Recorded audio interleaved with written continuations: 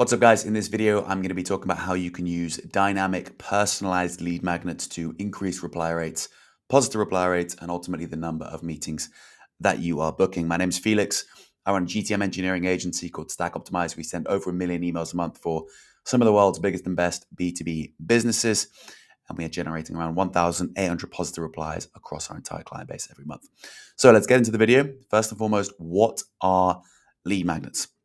So a lead magnet is any kind of free, valuable resource that we can offer upfront to prospects in an attempt to spark interest and start a conversation. Some examples of lead magnets might be guides, cheat sheets, reports, valuable data, templates, a free trial of your product, a mini course of your service, any kind of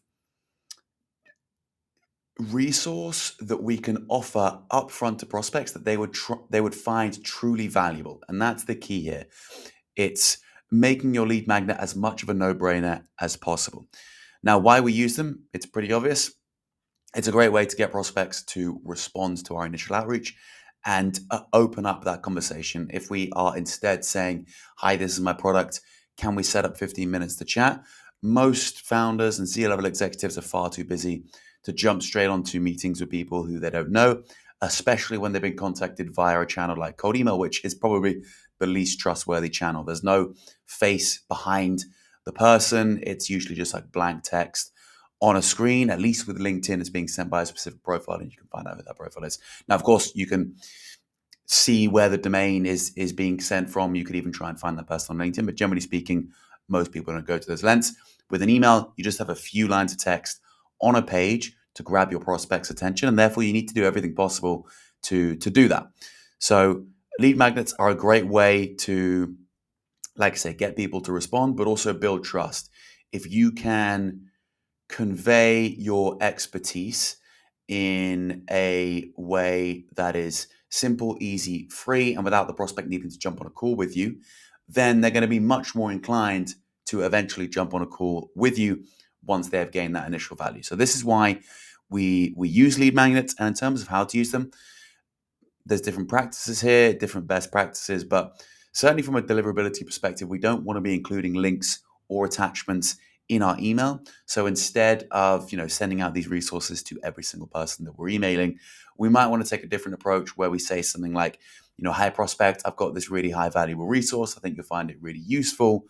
Just reply back yes to this email and I'll send it over to you. No strings attached, no call needed. This is like the lowest friction way of getting people to actually reply and actually claim these lead magnets. So if you weren't previously familiar, this is a bit of an overview, bit of background on what lead magnets are, why we use them, how we use them, and what the best types of lead magnets are. So I'm going to be walking through an example of a lead magnet today that we are using for some Stack Optimized internal campaigns. Now I'm going to jump into Smart Lead here. I'm going to show you the email that we are sending. So this is actually step 3 of a sequence. It's kind of like the final attempt for us to grab our prospect's attention. The email reads like this. Julia, final swing, I promise. I created a one-pager specifically for Blackbird with top 3 tactics I'd use for you. PDF so custom that it even has your beautiful pasted logo inside. It explains how to scrape the Mariana Trench of the internet to reach CMOs looking for digital PR and strategic branding services. Would you let my magnum opus go to waste? Now, as you can see, this is quite a quirky email, and the idea behind taking this tone is to cut through the noise. It's somewhat of a pattern interrupter in the way it comes across. Most emails are very formal, they're very standardized, they're quite generic. In this case, it's a bit more of an attempt to casualize things, make it sound human. We're using some quite off-the-wall phrases here, like scrape the Mariana Trench. We're quite brief and abbreviated with our sentence structure and our phrases. And this is all designed in a way where we just want to sound more like a human being. Now, we've also layered in some personalization here as well. Not a ton, but in this case, the decision makers that the prospect would be targeting. So this prospect sells to CMOs. And then we also mention the services that the prospect offers. In the signature, I'm also including Penn's LinkedIn profile here and his mobile number. I always like to include a mobile number in signatures. It just gives you a little bit more credibility and realness. And in this case, we have included the LinkedIn profile because our LinkedIn profiles have a decent amount of social proof. We have LinkedIn followers, and so it's an easy way for prospects just to click on our profile and for us to build further trust. Now, in this case, the prospect replies to the email saying, "Penn, I hope you're well. Can you share this, please? Many thanks." And now for us to generate the lead magnet, we have built an automation that's really easy for our sales team to basically action this. And the way we've done it is we've created a custom tag inside of SmartLead called Generate Lead Magnet. So our sales guy can come in here, they can click Generate Lead Magnet, and what that's going to do is trigger an automation to firstly send this data back to a Clay table. That Clay table is this one here. And what's going to happen is it's going to pull the data through via the webhook. And from SmartLead, we are going to pull through the prospect's LinkedIn profile, their email address, the prospect's name and company name and website. And then we're just going to use this information to create the inputs that we will use to populate our lead magnet. Now I'm going to walk through what those inputs are in this Clay table, and then I'm going to show you the end result, the actual lead magnet, the personalized lead magnet that this prospect then went on and received. So doing a couple of things here. The first thing is I wanted to grab the company's logo URL. So I can do that by just using the Enrichment. This is a Clay native enrichment. And we get a bunch of outputs here, including the... Oh, yeah, there it is. The logo URL. So we then output that as its own column, and we proceed to run some further enrichments. So we are generating a summary of the company, which we will use to create some inputs. And the lead magnet that we're offering to send is 3 personalized outreach strategies. So we're creating those strategies inside of Clay here using Claude.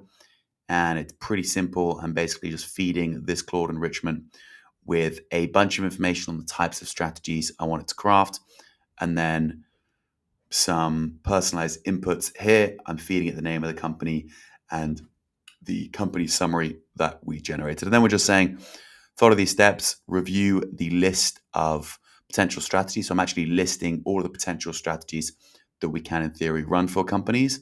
And then based on the details of what this company does, I'm just asking it to pick 3 of the strategies and then output it in JSON format, which I would then use to populate the lead magnet. Now, I wanted to create this lead magnet in Google Docs. It's not as straightforward to do that inside of Clay. So the next thing we're doing is sending all of this data to a make automation. That make automation sits right here.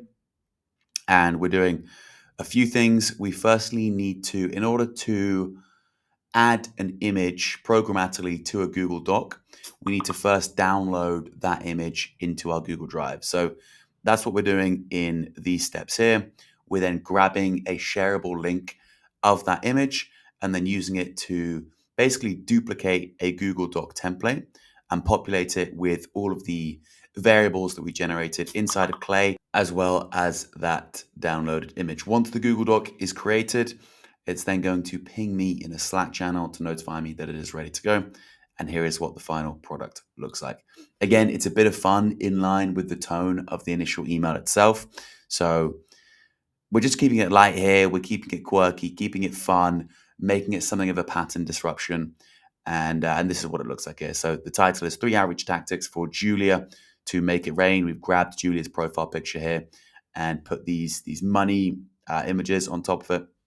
We have a customized intro where I just introduce Stack Optimize and talk about how we deliver for companies just like Blackbird, which is Julia's company. And then we have our list of tactics here. Tactic 1, Tactic 2, Tactic 3. These are all trigger-based tactics that are relevant to Blackbird's offer. And then finally, again, we have some fun stuff at the bottom here. We have their logo plus the Stack Optimize logo equals Titanic image, basically saying we're a perfect match. and then we have a little bit of social proof at the bottom here. And we send these over to clients straight away. We're basically able to send it within minutes of them replying because this is all automatically generated. And this email itself has a great positive reply rate. We often get people booking meetings just straight off the back of receiving this. Hope this video has been useful. If you are interested in setting these types of workflows up, these types of strategies up for your own outreach, feel free to book a call with me. My calendar link will be in the description as always. Cheers.